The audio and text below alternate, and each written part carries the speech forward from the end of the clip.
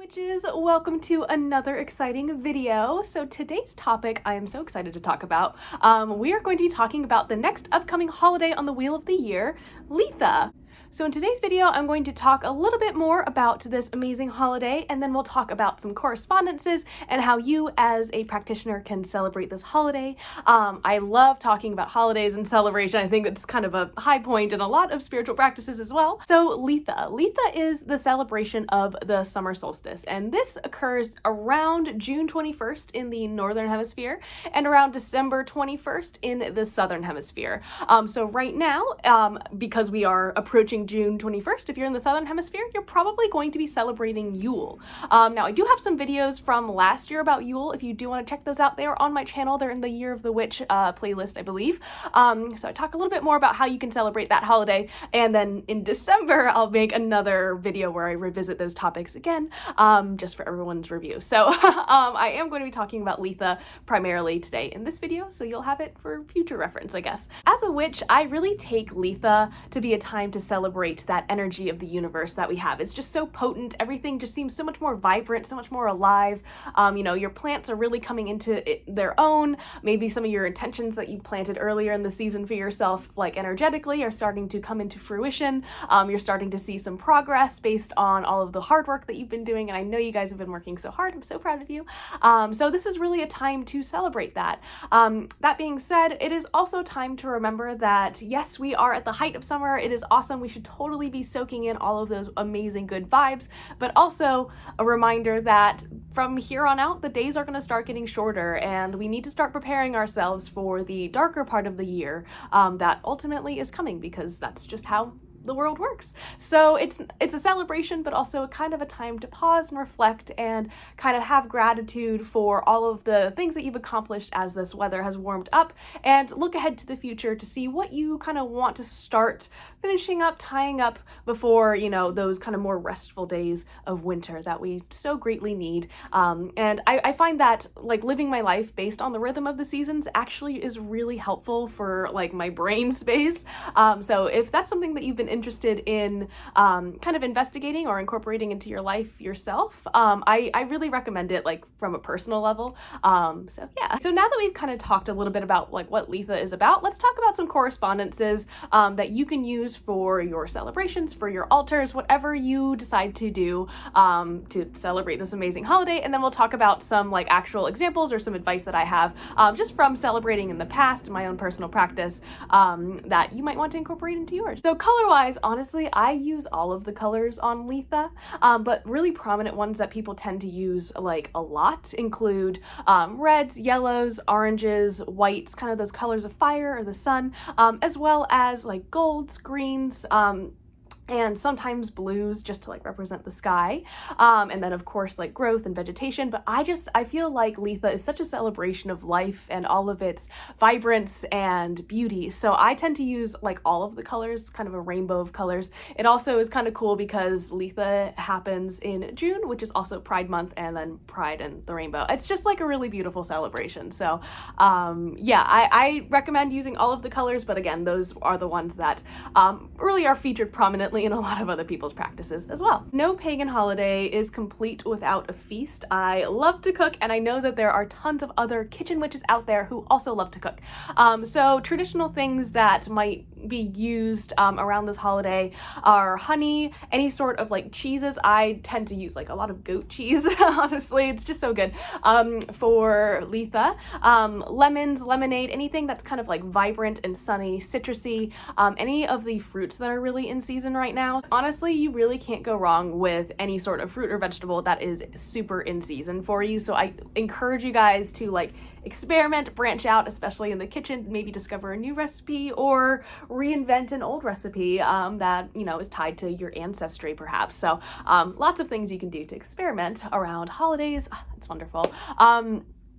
Next, Next, for my green witches who maybe aren't necessarily interested in doing all of that cooking but want to whip up some beautiful herbal remedies or anything like that, herbs that are very much associated with this holiday include things like sunflowers, marigold, St. John's wort, rose, jasmine, honeysuckle, lavender, mint, rosemary, a lot of these really beautiful like kind of aromatic herbs that are very much blooming right now. So I would say, again, similar to how any foods that are in season are really great to use to celebrate this holiday, any of the herbs that are really blooming or that you might have like an abundance of are fantastic to use in your Litha working. Now, when it comes to our animal friends who are really representative of the energy of this holiday, you might want to include symbols of maybe bees, cows, butterflies, any of the summer birds, so like wrens or eagles, hawks, stuff like that. Much like you really can't go wrong with picking out herbs to use for this holiday,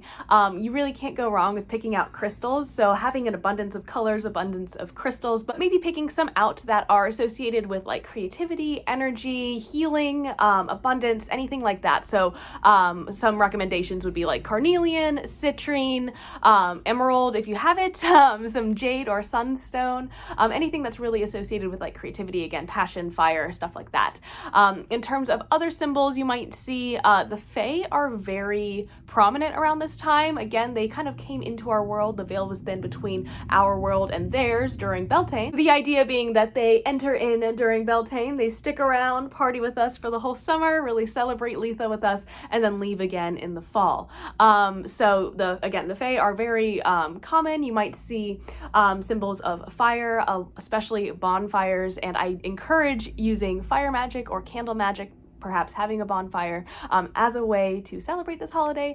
And another symbol that is very much linked to this holiday is the symbol of the sun and using solar magic. In terms of spell work or intentions that would be great to celebrate or themes to incorporate into some of your spell work for this holiday, themes of love, life, creativity, again, growth, expansion, healing, fertility, just all of that good stuff that maybe you would be, I kind of liken this holiday to the energy of a full moon. So anything that you are really manifesting, any of those positive good intentions that you are putting out into the world, that's what we're celebrating here today with on Litha.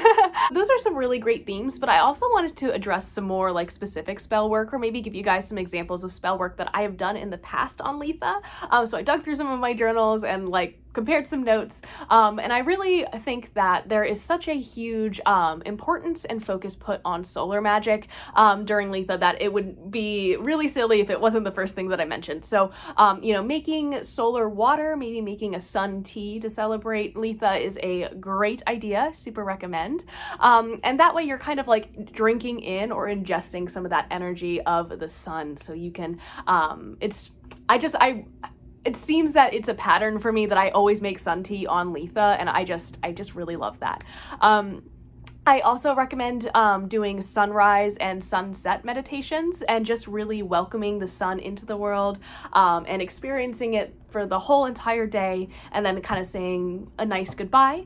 Me personally, I am going to be doing a sunrise, like a sun salutation yoga flow basically in the morning, and then kind of again at the end of the day. So I'll have 2 rounds of yoga on the summer solstice, which I am very much looking forward to. I am really blessed in that I have the entire day off on the summer solstice, so I'm going to really take some time to go out into nature and just to connect back with the planet. So I really recommend that as like just a really nice way to celebrate the holiday. And even if that's all that you feel called to do, I think that's perfectly valid. Anytime that you feel called to connect back with nature is something to be celebrated. So yes, I very much recommend that. Similar to Beltane, Litha is a great time to connect back with the Fae. So maybe tending to your Fae garden or leaving an offering for them could be a devotional act you could do for Litha. Baking or cooking a special meal with the herbs and foods that we kind of talked about earlier is also just awesome, and a really great way to practice, especially if you aren't able to practice openly. Just cooking a meal intentionally is perfect and fantastic. Traditionally, Litha is celebrated by having a bonfire, but you know, you can do some sort of fire magic, maybe doing some candle magic. I really want to get a yellow candle that I start burning at the beginning of the day and then let burn with the sun like throughout the entire day, and just tracking that. Also a really good time to pause and reflect. So again, we have this element of celebration and abundance and all of this really good stuff, and I don't want to lose focus on that, but we also have to acknowledge that from here on out, again, the days are going to be getting shorter, and that the darker half of the year is kind of starting already, which blows my mind. But you know, it's not necessarily starting soon, but it is kind of one of those things that is ultimately just a fact in life, right? So maybe pausing to reflect on the growth that you have experienced so far, maybe doing some journaling, or any tarot readings that you might want to do regarding your path forward. I recommend doing any sort of divination for the year ahead, especially on Litha, just to check in with yourself. And then maybe doing some meditation and expressing the goals you have for the remainder of the year, and just really setting those intentions for yourself. I recommend that as well. So that is my little spiel on Litha. I really love this holiday, and I encourage you guys to celebrate it to its fullest extent. I'm going to be hosting a live public ritual over on TikTok on Litha at around 8 o'clock. So we'll be kind of saying goodbye to the sun a little bit. It sets, I think, around 9 o'clock, so we should be done right before actual sunset. But I will be hosting that, and I'm going to be posting parts about the ritual throughout the next week, so definitely check that out. Thank you guys so much for being here today. I really appreciate it, and happy Litha, blessed be.